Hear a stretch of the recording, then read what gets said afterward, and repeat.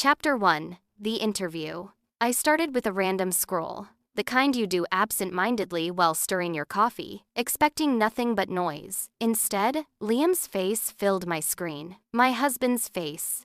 The caption read, "Exclusive interview with business icon Liam Fu." He was sitting in a black wheelchair, navy suit tailored perfectly to his lean frame.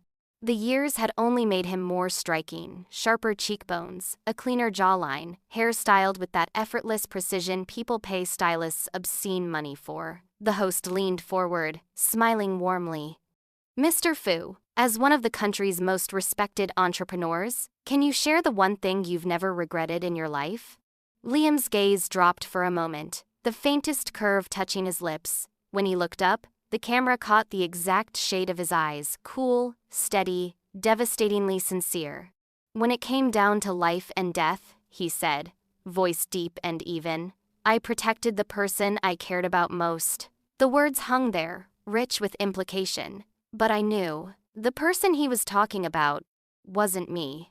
The coffee on the table went cold. My hands were steady as I picked up a pen and signed the last page of the divorce agreement I'd kept hidden for months. 3 years in that house, 3 years of empty rooms and colder nights had taught me that leaving could be quieter than a scream.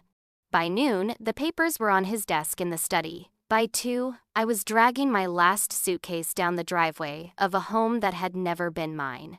Night in my new apartment was silent enough to hear the hum of the refrigerator. I was curled on the sofa, light off, phone dark, just breathing in the absence of him. At 12:17 a.m., my screen lit up. Liam Fu, incoming call. 3 times, I let it ring. The 4th time, I answered. "Ilara? Where are you? Why aren't you at home?" Home. The word almost made me laugh. "I moved out, didn't your assistant tell you?" A pause, static on the line. "Ilara, my leg hurts." My grip on the phone didn't change. My tone stayed flat. "And what does that have to do with me?" His voice came rougher, as if dragged over sandpaper. "You're my wife." That did make me laugh. A small, sharp sound. "Funny. Last week's hospital exam says my hymen's still intact." The silence that followed was heavy, like he'd swallowed words and couldn't bring them back up. I didn't give him the chance. For the first time in our marriage, I hung up on him. Then I blocked his number. Outside, rain began to tap against the windows, soft but relentless. Somewhere across the city, his injured leg would be aching in this damp weather, the pain spreading like ice through bone and muscle. In the past, I would have heeded herbal medicine, checked the temperature twice, and waited with the basin ready so he could soak the moment he walked in. 9 times out of 10, he'd refuse. "Don't do unnecessary things," he'd say. So why call now? Why show weakness? Simple. The divorce scared him. I leaned back, closed my eyes, and let the truth settle like sediment in my chest. The man who asked me to marry him was Liam. The man who left me alone for 3 years was Liam. The man who lost his leg protecting another woman was still Liam. And now, after telling the whole world about his undying love for Celine, he had the audacity to tell me, "You're my wife." Not anymore. Chapter 2. 6 months ago. The smell always hits first. Antiseptic layered over sweat, blood, and the stale air of too many bodies in too small a space. 6 months ago, the earthquake had torn through the mountains without warning. Roads split open, houses folded in on themselves like paper, and the aftershocks kept coming, each one a cruel reminder that it wasn't over. Our temporary field hospital was a row of patched army green tents strung together with power cables. Inside, the air was hot with tension, the ground already slick with melted snow and tracked-in mud. It had been 72 hours since the first tremor. 72 hours without real sleep. 72 hours of fighting for every last heartbeat. John, my colleague, shoved a piece of chocolate into my mouth as I finished stitching a scalp wound. "Chew, Dr. Sinclair. You look like you're about to keel over." I did as told. The sugar was cloying, almost nauseating, but energy was energy. The next stretcher came in fast, 2 people this time, a man and a woman, clinging to each other like drowning victims. One of the rescuers spoke over the noise. When the quake hit, he threw himself over her, shielded her with his own body. She didn't get a scratch. Around us, medics murmured, moved by the devotion. But my eyes had locked on one thing, the man's hand, curved protectively behind her head. The long fingers, the gold band, gleaming dully under the harsh light. A custom-cut diamond on his ring finger, twin to the one I wore on a chain under my scrubs, Liam. The woman in his arms had her face pressed against his chest, hair tangled, breathing steady. I didn't need to see her eyes to know who she was. Celine. A junior doctor's voice broke my paralysis. Dr. Sinclair. Should we call neuro for this one? I forced my gaze down. His leg was a ruin, skin pale, blood pooling dark on the sheets. Bone jutted through flesh, the edges of it stark white against the red. He'd survived 3 days like that, not because he was lucky, because he hadn't moved an inch from shielding her. The chocolate in my mouth turned bitter. I bit down hard enough to split my lip. John's hand came into view, dabbing the tears from my cheek before they could fall into the open wound. Save him, Dr. Sinclair. If he dies, his lover will be devastated. Lover. The word rang hollow. I didn't know about her grief, but as his wife, in that moment, my heart cracked clean through. Chapter 3. The brother. Between me and Liam, there was always someone in the middle, not Celine, his assistant. The man practically lived between us, signing for packages, handling dinner RSVPs, making hospital arrangements when I was too sick to drive myself in. Even when I had my appendix removed, it was his signature on the consent form, not Liam's. Still, I clung to the promises Liam had made when we married. We'll build something together. I'll be there for you. I repeated his words back to him like scripture, as if saying them enough could make them true. But after the earthquake, after seeing Celine safe in his arms, I couldn't unsee it. 3 years of holding on suddenly looked like 3 years of groveling. Before leaving for Y City, I stopped by the family house. Our parents were off somewhere in Europe, probably sipping wine on a terrace. The only one home was my older brother, Adrian. Fresh from the boardroom, he looked like he'd walked straight out of a glossy business magazine. Broad-shouldered, dark-eyed, tie still knotted perfectly at the collar. 4 years older, ex-military, and sharper than a scalpel. When it came to me, Adrian was a paradox. No patience for excuses, but fiercely, almost irrationally, protective. He didn't waste time on pleasantries. Something happened because of Liam? I'm getting a divorce. His eyes narrowed, scanning my face like he could read the fine print of my thoughts. You sure? Yes. The papers are already with his assistant. It wasn't the first time he'd asked me that question. The first was the night before my wedding. Adrian had just returned from his final military posting, called me into the study, and said, "Alara, with me here? You don't have to marry for convenience. Are you sure this is what you want?" Back then, my answer had been instant. Yes, I like Liam. I'll take responsibility for my choice. What I didn't tell him was that I'd liked Liam since I was 16. That I'd chosen medicine because Liam loved basketball and always came away from games with sprains or bruises. In my head, I'd pictured 100 scenes where he was injured and I was there, steady hands, quick mind saving him. Adrian had known, of course. He'd hated it. Is this what we've done? Made you so starved for affection you'd debase yourself over a boy? That was the only time he'd ever raised his voice at me. Fight for it or let it go. But don't martyr yourself in the name of love. I told him I'd let go. And maybe, in some ways, I had. But 10 years later, I found myself on an operating table, saving Liam's life. After he'd betrayed me, betrayed our marriage, to protect another woman. Adrian's voice cut through my thoughts. Say something. I'm fine. I've made up my mind. He searched my face a moment longer, then sighed. You've grown up. I can't stop you anymore. Until I told him I was leaving for the quake zone in the morning. The calm shattered instantly. You've grown wings, huh? Big enough to hide this from me? I arched a brow. You didn't tell me about that mission where you nearly got yourself killed. We're even. It was the oldest rule between us. Both stubborn, both proud, neither willing to blink first. By the time we'd called a truce, Adrian was driving me to dinner. At the end of the meal, he slid a small card across the table. Damien, my old comrade. He's stationed in Y City now. If you need anything, call him. I slipped the card into my bag without comment. It wouldn't be until much later that I realized just how much weight that name carried. Chapter 4. The Send-Off. The morning air bit at my skin, sharp with the first hints of winter. The plaza outside the provincial hospital was a sea of red banners, news cameras, and the muted shuffle of people gathering for the Y-City Medical Relief send-off. I wasn't expecting Liam. Why would I? He didn't know my schedule. He'd never known my schedule. But there he was, front row, a dark silhouette against the pale sky. The wheelchair looked almost ornamental beneath him, posture as straight as ever. Suit pressed to perfection. The expression on his face was unreadable, but his eyes were fixed on me. For 1 second, I considered looking away, pretending I hadn't seen him. But the anger from the night I blocked his number was still there, a low ember that burned hotter when I remembered his interview. The host's voice cut through the crowd. "We're honored to have Dr. Ilara Sinclair here today. Doctor, as one of our most respected surgeons, can you share the one thing in your life you've never regretted?" Familiar question. Familiar host. Like a bad joke from the universe. I could have given the safe answer.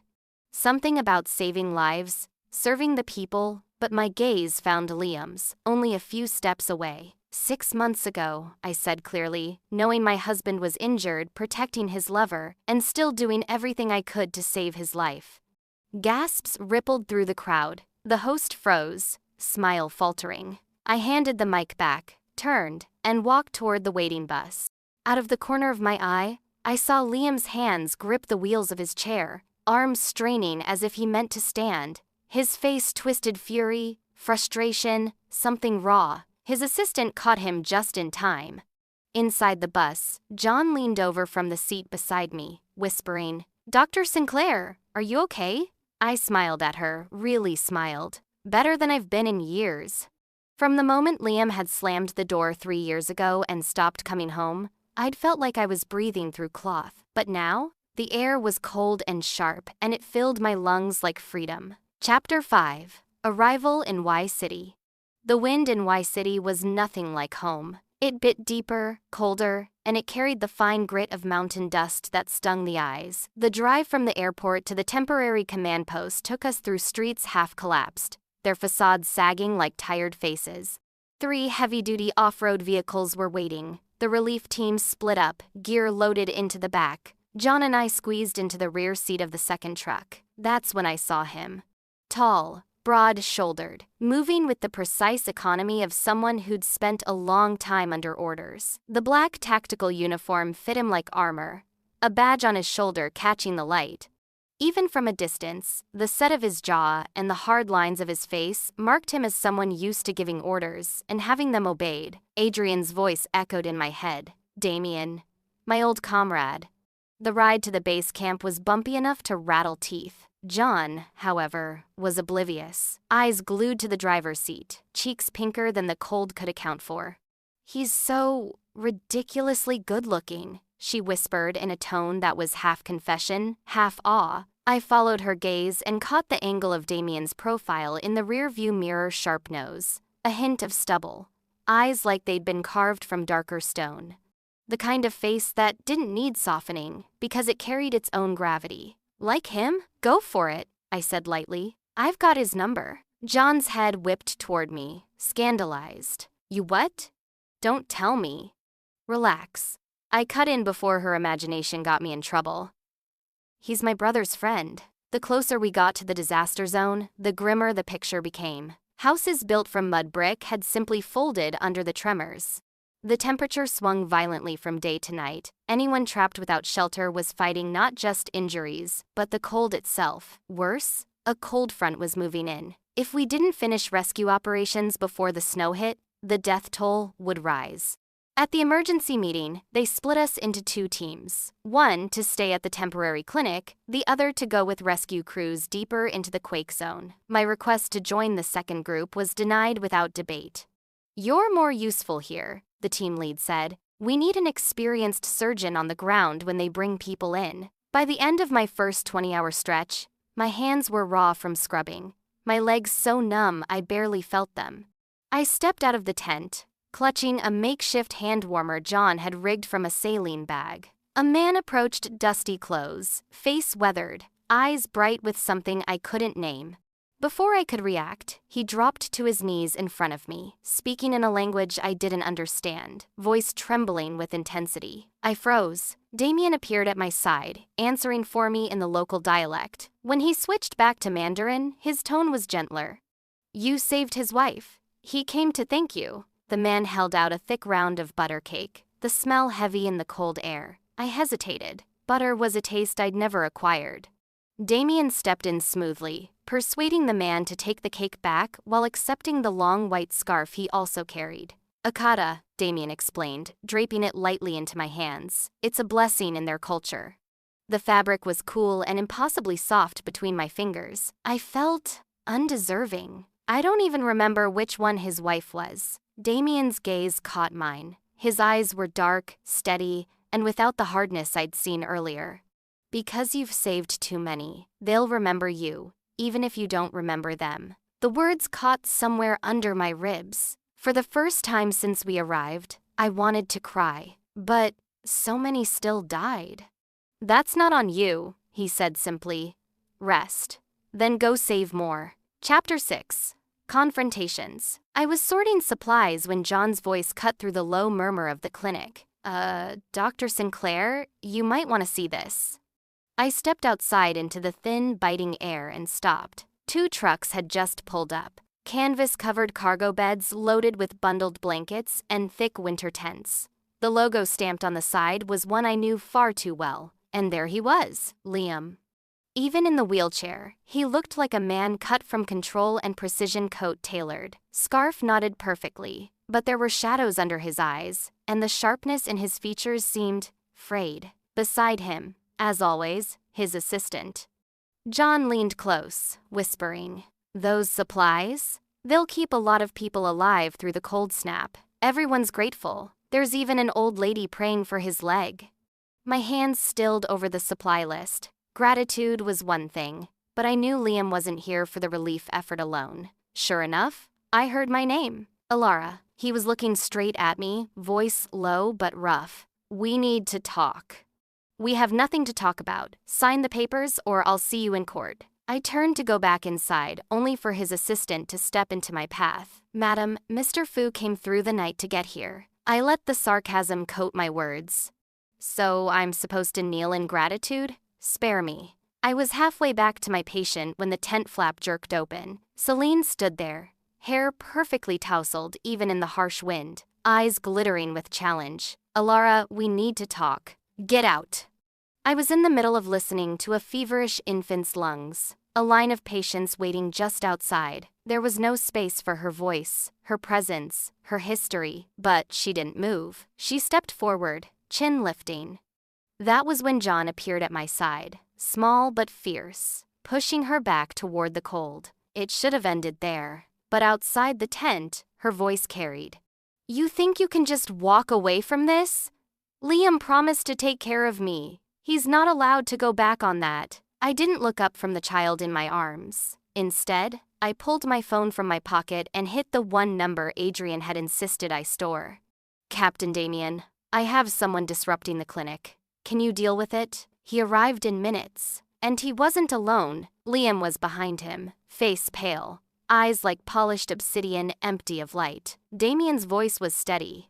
"Sorry, Dr. Sinclair, I'll have her leave." Celine's laugh was brittle. "Leave? You promised me, Liam. You swore you'd take care of me, and now you want to run back to her?" Liam's voice broke on my name. "I've run out of chances with you, haven't I?" I said nothing. He tried to smile, failed. "I only came here to feel what you must have felt back then. And His throat worked, words choking off before they could form. Finally, he forced them out. "I'm sorry, Alara. I'll sign." 2 weeks later, the relief team was preparing to leave Y City. Damien found me as I was checking the last supply manifest. "Dr. Sinclair." I turned, expecting a final handshake. Instead, he pressed something into my palm, a turquoise earring, the stone smooth and cool against my skin. "It's a symbol of peace. And our thanks." I started to refuse, but his eyes were steady on mine, dark and unflinching. "Please, don't. It was only after I got home that Adrian told me the truth. That's Damien's own piece. I've seen it before. Chapter 7. Damien's Confession. The turquoise earring sat on my desk for 2 days before I worked up the nerve to call him.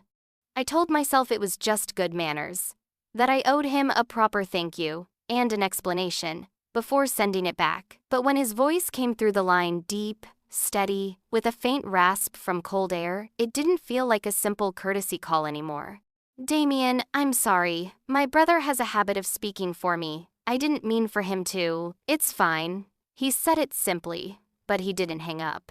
The quiet between us stretched long enough that I could hear the faint rustle of wind on his end. Then, your brother's not wrong. I've liked you for a long time. The words didn't come like a confession, no rush, no stumble. Just a fact, dropped into the cold air between us. For a moment, I forgot how to breathe.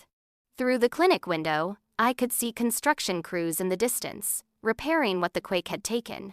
Piles of stone where houses used to be.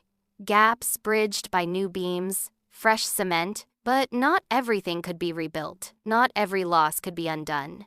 I thought of 4 years with Liam, how much of myself I'd poured into something that never truly held me. How I'd told myself that if I just waited a little longer, loved a little harder, he'd turn toward me. And now, Damien was standing there metaphorically, but still offering me something whole when all I had to give was what was left after the breaking. Damien, I can't. My voice was quiet but firm. Right now, I just want to be the best surgeon I can be. There was no pause this time. You already are. But if that's your choice, I hope you get everything you're aiming for. The line clicked softly when he ended the call. I threaded the earring onto the strap of my phone, the stone cool under my fingers. Sometimes, when the night shifts stretched long and the charts blurred together, I'd catch the blue-green glint in the corner of my eye. It reminded me of the look in his eyes when he pressed it into my palm, steady, unflinching, patient. Chapter 8. The Divorce. Winter was dragging its feet that year, hanging heavy in the air like a storm that refused to break. The day Liam and I went to the civil affairs office, the sky was the color of old paper. We sat side by side in the waiting area, not touching, not speaking.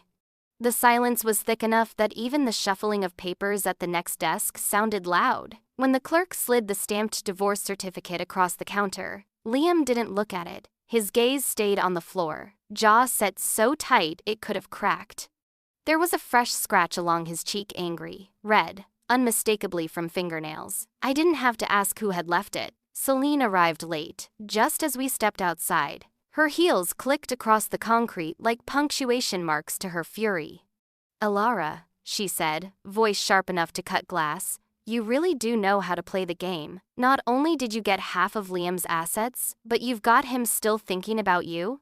Once, she'd been all wild beauty and untouchable defiance. Now, there was something smaller in her, the sharpness of someone who measured everything in wins and losses.